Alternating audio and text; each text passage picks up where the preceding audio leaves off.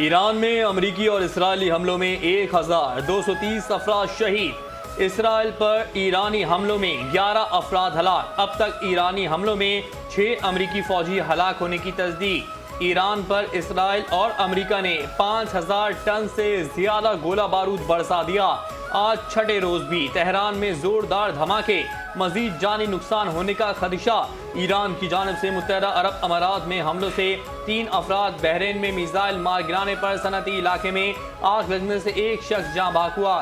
Kuwait میں ایرانی حملوں سے 2 کویتی فوجیوں سمیت 4 افراد جان کی بازی ہار گئے۔ عمان کی بندرگاہ پر ٹینکر پر حملے سے 1 شخص جاں بحق ہوا۔ لبنان پر جاری اسرائیلی حملوں میں 77 افراد شہید ہوئے۔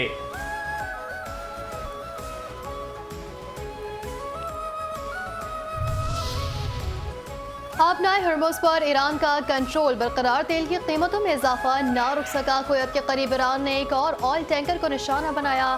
آبنائے ہرمز سے جہازوں کی آمد و رفت صرف 10% رہ گئی۔ برطانوی خام تیل کی قیمت میں 3% اضافے کے ساتھ $83.78 فی بیرل پر پہنچ گئی۔ امریکی خام تیل 3.4% اضافے کے ساتھ $77 فی بیرل میں فروخت۔ ایران امریکہ جنگ کے اثرات، پاکستان میں پیٹرول ختم ہونے کا خدشہ، ملک میں پیٹرول کا ذخیرہ ختم ہونے لگا۔ پیٹرولیم ڈیلرز ایسوسی ایشن نے خطرے کی گھنٹی بجا دی۔ مشکل سے ملک میں 10 سے 14 روز کے لیے پیٹرول کے ذخائر موجود ہیں۔ Chairman petroleum dealers Abdul Sami Khan کا بڑا دعویٰ، بیان میں کہا حکومت پیٹرولیم ذخائر کے وافر موجودگی پر جھوٹ بول رہی ہے۔ اوگرا اور وفاقی وزیر پیٹرولیم ذخائر پر غلط بیانی کر رہے ہیں۔ اوگرا نے پیٹرولیم ڈیلرز کے بیان کو حقائق کے منافی قرار دے دیا۔ اوگرا کا کہنا ہے ملک میں پیٹرولیم مصنوعات کے وافر ذخائر موجود ہیں۔ پیٹرولیم مصنوعات کے ذخائر قومی طلب کو پورا کرنے کے لیے کافی ہیں۔ شہری پیٹرول کی قلت سے متعلق افواہوں پر توجہ نہ دیں۔ ذخیرہ اندوزی کے خلاف سخت کارروائی کا فیصلہ کیا ہے۔ بعض عناصر پیٹرولیم مصنوعات کی ذخیرہ اندوزی کی کوشش کرتے ہیں۔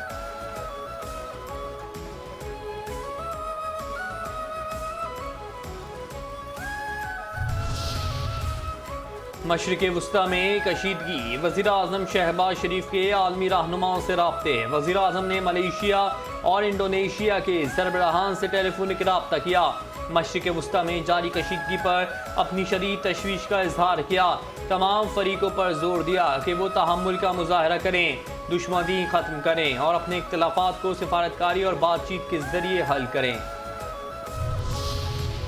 وزیر اعظم شہباز شریف کی زیر صدارت اجلاس، ایران سے پاکستانیوں کے انخلاء اور خلیجی ممالک میں مقیم پاکستانیوں کے حوالے سے تبادلہ خیال۔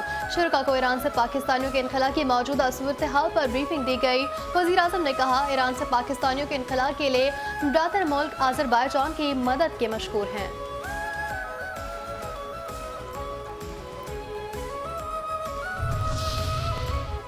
وزیر اعلیٰ خیبر پختونخوا سہیل آفریدی کی ایرانی قونصل خانے آمد۔ آیت اللہ سید علی خامنہئی شہید کے انتقال پر تعزیت کا اظہار کیا۔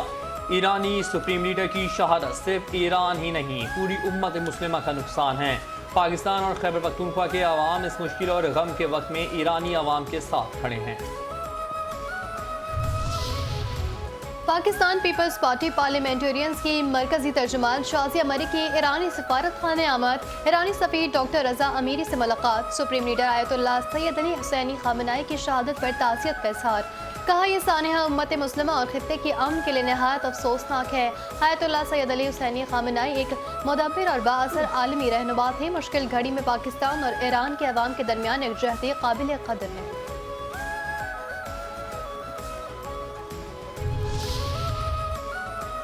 وزیر اعظم میاں محمد شہباز شریف سے حافظ نعیم الرحمان کی قیادت میں جماعت اسلامی کے وفد کی ملاقات۔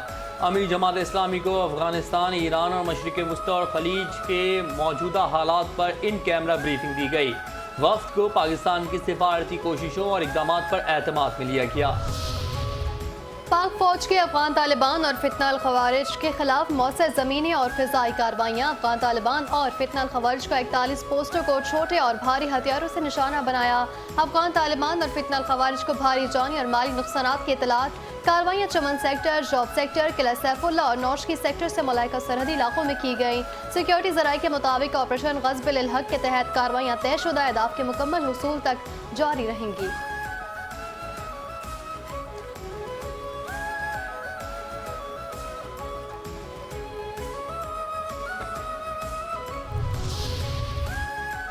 چیئرمین یوسف رضا گیلانی کی زیر صدارت سینٹ کا اجلاس، نیشنل احتساب بیورو ترمیمی بل 2026 منظور، اپوزیشن کی مخالفت، شور شرابہ۔ نائب وزیر اعظم اسحاق ڈار نے کہا ماضی میں ایوانوں سے درجنوں بل اور 50 سے زائد قوانین آنن فانن منظور ہوئے۔ اپوزیشن والے پی ٹی آئی حکومت کے دوران ہونے والی قانون سازی یاد رکھیں۔ وزیر قانون اعظم نذیر تارڑ کہتے ہیں نیب آرڈیننس کے تحت سزا کے خلاف اپیل صرف متعلقہ ہائی کورٹ میں دائر کی جا سکتی ہے۔ نیب قانون میں سپریم کورٹ میں اپیل کی کوئی شق موجود نہیں۔ آئینی عدالت ہائی کورٹ کے فیصلوں کے خلاف اپیل سن سکتی ہے۔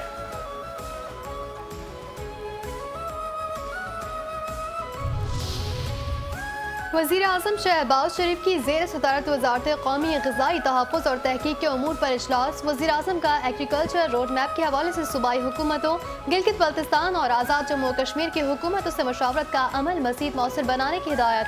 کہا زراعت اور غذائی تحفظ کے شعبے ملکی معیشت پہ اہم ستون کا درجہ رکھتے ہیں۔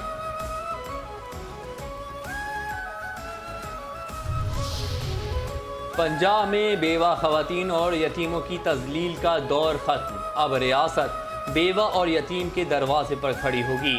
پاکستان میں پہلی بار بیوہ اور یتیموں کی سرکاری کفالت کا شفاف ڈیجیٹل سسٹم تیار کر لیا۔ وزیر اعلیٰ پنجاب رحمت کارڈ متعارف کرانے کا فیصلہ، مستحق خاندانوں کو 1 لاکھ روپے تک براہ راست مالی امداد فراہم کی جائے گی۔ منصوبے کا آغاز عید کے فوراً بعد ہوگا۔ پنجاب میں جنگلی حیات کے تحفظ کے لیے قوانین کو مزید سخت کیا جا رہا ہے۔ پنجاب کی سینئر وزیر مریم اورنگزیب کا تقریب سے خطاب، کہتی ہیں غیر قانونی شکار اور جانوروں کی اسمگلنگ کو روکنے کے لیے کام کر رہے ہیں۔ کراچی سرکولر ریلوے کی بحالی کے منصوبے پر پلاننگ ہو رہی ہے۔ B R T yellow line منصوبہ تیزی سے تکمیل کی جانب گامزن ہے۔ سندھ کے سینئر وزیر شرجیل انعام میمن کہتے ہیں شہریوں کو جدید سفری سہولیات فراہم کرنا سندھ حکومت کی ترجیحات میں شامل ہے۔ سڑکوں اور انفراسٹرکچر کی بہتری کے لیے کام کیا جا رہا ہے۔ مختلف علاقوں میں سڑکوں کی تعمیر مکمل ہو چکی، کچھ میں اب بھی جاری ہے۔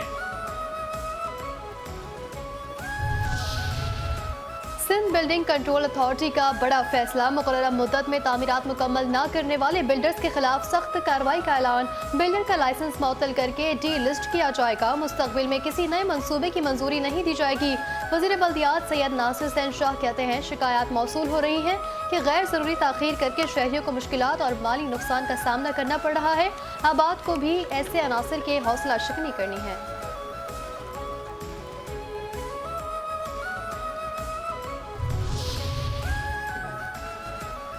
سونے کی قیمتیں مسلسل گراوٹ کا شکار، فی تولہ سونا 2800 روپے سستا ہو گیا۔ سونے کی فی تولہ نئی قیمت 5,37,162 روپے ہو گئی۔ 10 گرام سونے کی قیمت میں 2,401 روپے کمی، 10 گرام سونے کا بھاؤ 4,60,529 روپے ہے۔ پاکستان اسٹاک ایکسچینج میں ٹریڈنگ کا مثبت زون میں اختتام۔ کاروباری ہفتے کے چوتھے روز ٹریڈنگ کے آغاز پر اسٹاک مارکیٹ میں زبردست تیزی، 100 انڈیکس میں 5,433 پوائنٹس کا اضافہ، 1,61,210 پوائنٹس کی سطح پر کاروبار کا اختتام ہوا۔